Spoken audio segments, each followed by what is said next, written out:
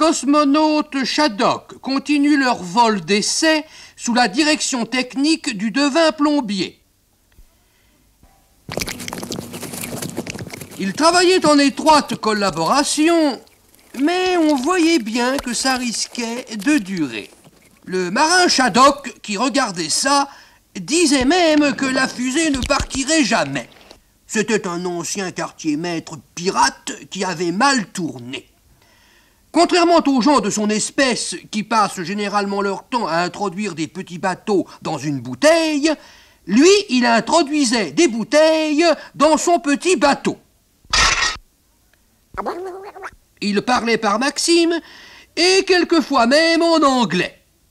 C'est lui qui disait par exemple « Dans la marine, on ne fait pas grand-chose, mais on le fait de bonne heure. » Et en effet, il partait des potrons minés, soi-disant pour aller voir où était le vent. Mais le soir, quand il revenait, il avait complètement oublié.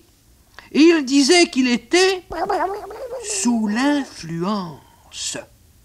En réalité, il était tout simplement pris de boisson.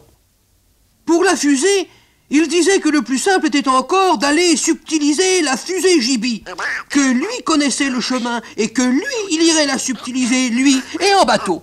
Naturellement, c'était insensé. Mais comme il était un peu trop souvent sous l'influence et qu'il constituait un objet de scandale, le chef Shadok lui donna quand même l'autorisation. En fait, il se disait que c'était un moyen simple et élégant de s'en débarrasser. Le pauvre marin pourrait-il tenir son pari et traverser le cosmos en bateau?